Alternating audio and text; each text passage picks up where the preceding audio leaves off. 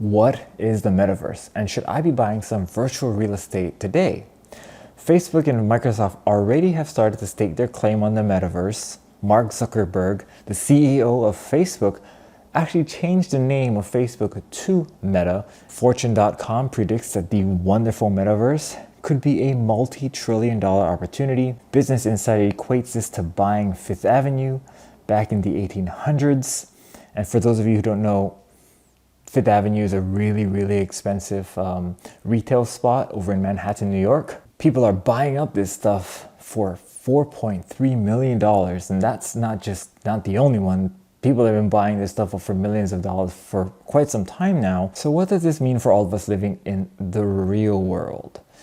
I mean, why are all these people buying up all this virtual property, and am I missing out by not buying now? Well, in today's video, we'll discuss the metaverse. But to first kind of understand that, we need to go back in time a little bit. We need to go jump into the DeLorean and figure out when the metaverse started, who started it, who's building it, and whether or not we should be buying some virtual land. But before we do that, if you could please hit the like button for me so that we have enough fuel to power up the DeLorean, the flux capacitor, and get ourselves going. Number one, so what is the metaverse? Well, let's go back a little bit further and remember the term cyberspace, which was created in about 1982. Now, cyberspace, at least in my mind, was a place where, in the air, where all things like internet took place. It was kind of like where the data exchange was, and that was cyberspace. Well, in 1992, in the novel Snow Crash, author Stevenson kind of created what he considered the metaverse, and what we kind of, at least what I kind of visualize as what the metaverse is. And in the novel, he says the metaverse is a creation that was run by a single corporation. It took the form of a virtual city lining a solitary road that ran along the equator of an otherwise empty and featureless virtual sphere.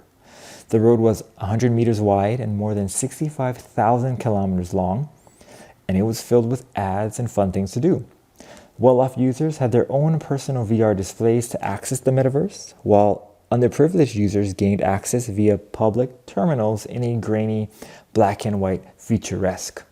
Now, in 2014, Facebook actually purchased Oculus, which is a VR company, augmented reality company, for $2 billion. Currently, it's used in UConn's health medical program. It kind of trains orthopedic surgery residents. Microsoft as well, with their own technology, the HoloLens, has actually secured government contracts for the Army in training soldiers in combat real life situations, but in the virtual reality setting. Now, we're already back in today, 2021. Companies plan to use the metaverse for expand to things like activities and features that overlap in the real world. Things like playing soccer, playing things with friends in the metaverse that you would do normally in the real world.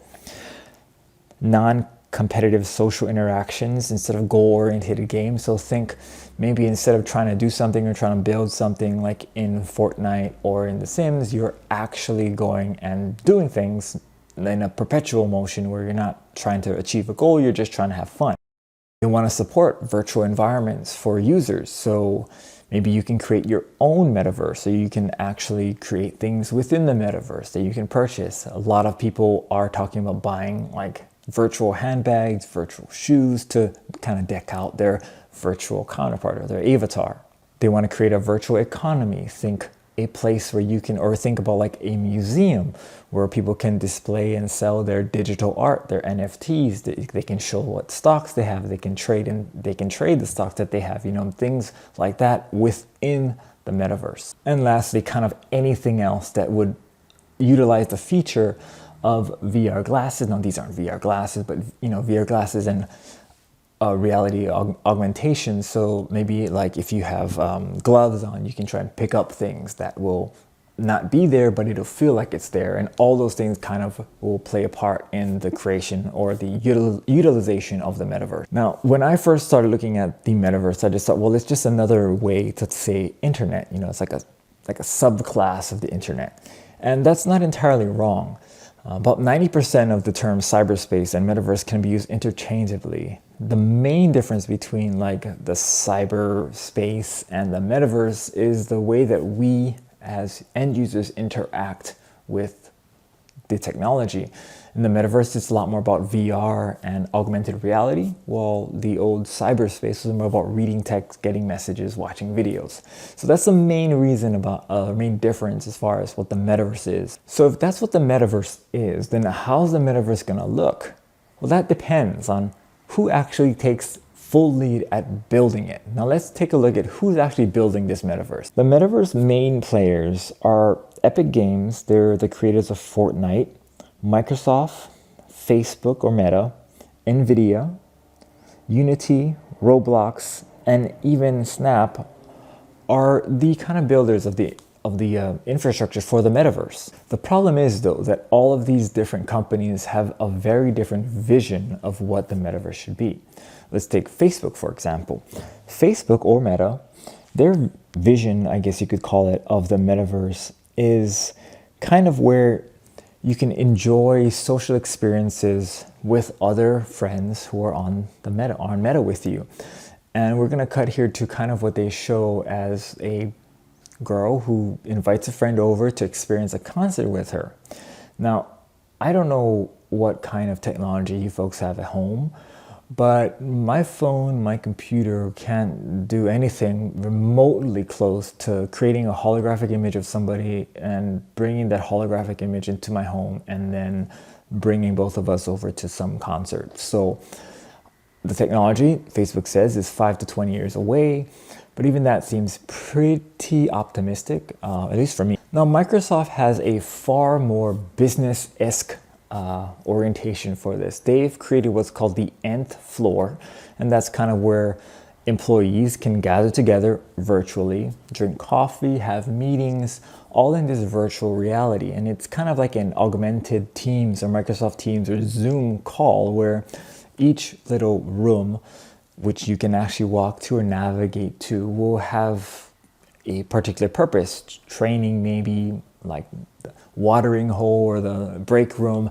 so that people can kind of do things that they would normally do in the office, but doing it from a completely virtual reality point. In addition to those who are building the metaverse, there are those who are promoting the metaverse. Snoop Dogg, who has a portion of the Sandbox metaverse, actually sold, the space next to him for a premium, right? If you're gonna live next to Snoop Dogg in the Sandbox in his metaverse virtual world, that's awesome. You can also maybe go seek some concerts for free, maybe have a virtual barbecue with him. Who knows? The possibilities are, I guess, endless at this point. But those folks will always have a great influence on how much or, the value of this stuff in the future. Think, if you guys will, about SPACs, special purpose acquisition companies. And what they did, and a lot of people were doing, was using the name of the celebrity to push the product of the SPAC, which is a investment, kind of like a stock of a company that might do something later on in the future.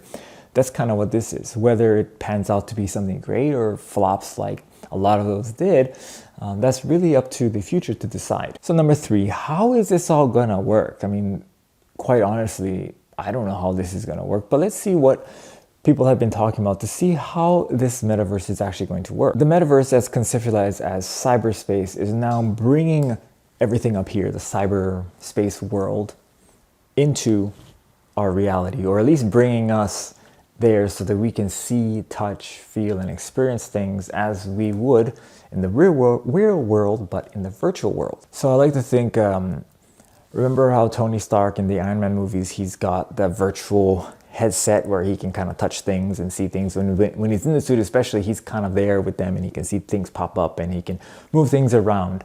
That's kind of what I envision. Unfortunately, though, at least in the world I'm living in, Tony Stark isn't here, and he doesn't have a VR display, he doesn't have an Iron Man suit, there's no Stark tech here. So what are we gonna do? Now again, many of the folks who are building this say that the technology is just around the corner. And 5 to 20 years, we will be able to potentially pull something out of our screen. Let's say we've got this Bang energy drink, comes right out of the screen. We would be able to touch it, feel it, share it with other people by just doing this. Kind of like the Willy Wonka movie where, or the TV, you can get chocolate sent all throughout the TV and you can just pick it out and eat it. That's kind of what they're envisioning.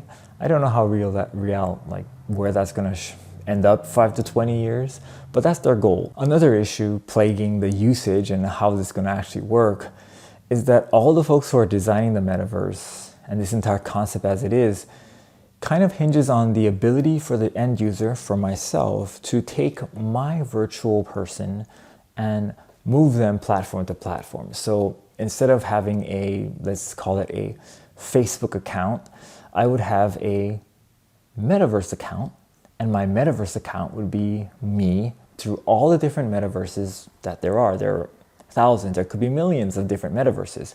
And the goal of the people who are building this metaverse is to be able to keep that kind of same avatar consistent through all the different platforms. So if I bought Nike shoes for myself in the VR world, I'd be able to walk with my Nike shoes in all the different metaverses.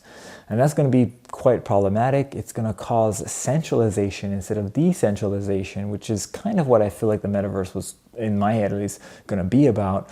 So, only time will tell. So why is this valuable? Well, as an investor or someone who looks for opportunities to put money into, this is a viable source. I mean, look at NFTs, cryptocurrencies, and even the stock market and tech companies back in the 80s. Maybe 1% of those companies survived. Maybe 1% of the metaverse verses will survive, and those who invested there will potentially be making thousands upon millions of percentage gains. So that's why it's so valuable, and that's why there's so many eyes to it. There's possibly, it could be the reverse way, there's so many eyes to it. That's why it's so expensive, or that's why it's so much hype. But again, just like anything else, do your research, check back here from time to time to see if there's any more interesting things about the metaverse that I find and that you can look at too. Let me know in the comments if you found anything interesting about the metaverse. But to be quite honest, it is one of those things where it's more speculation now than any data and analytics and solid research can point to. Because whether or not we'll be living in the VR world in 20 years, I mean, heck, some people think we'll be living on Mars in 20 years. So it really depends on what you believe. So lastly, point number 5 is, why should you care? Well, the reason why you should care is, of course, last we discussed it, it could make you millions of dollars overnight.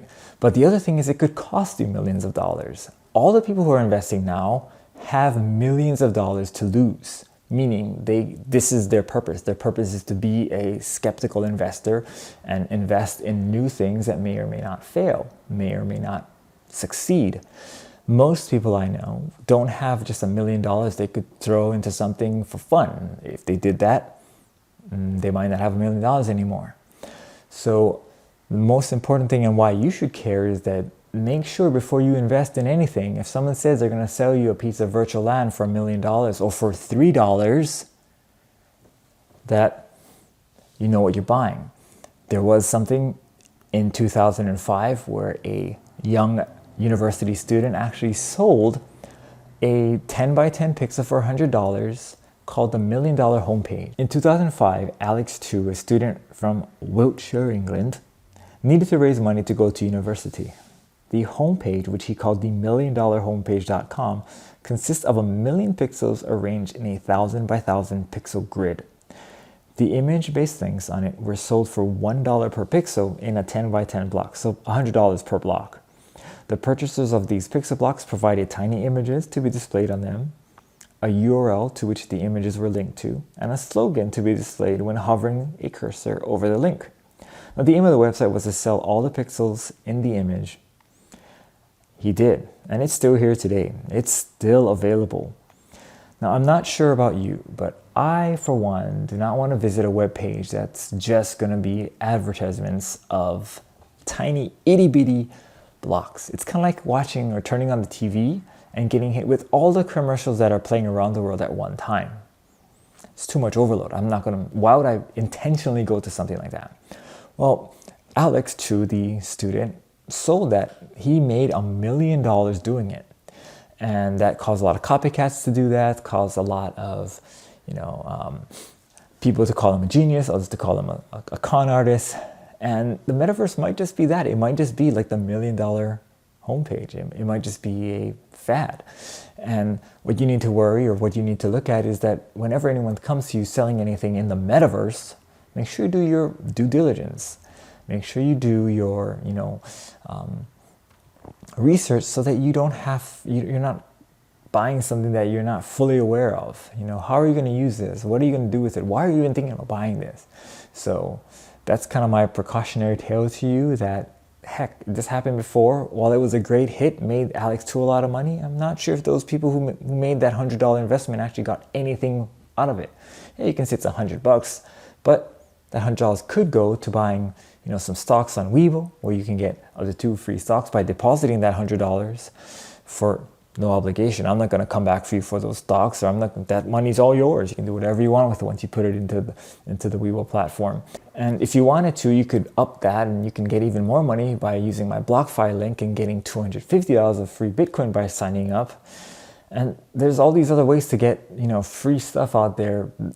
First, look at what you have. I got some resources down there about the metaverse. If you're truly interested in learning more about the metaverse, let me know. We can do more research, can nerd out a bit more, as I'll be posting more stuff about things like NFTs and cryptocurrencies and all that wonderful metaverse-esque type things. And I'll see you guys in the next video. But if you did like it, please like the video, and check back here on Tuesdays and Thursdays, and sometimes a Friday, where I post things about finance, retirement, and all that wonderful stuff. And remember to, of course,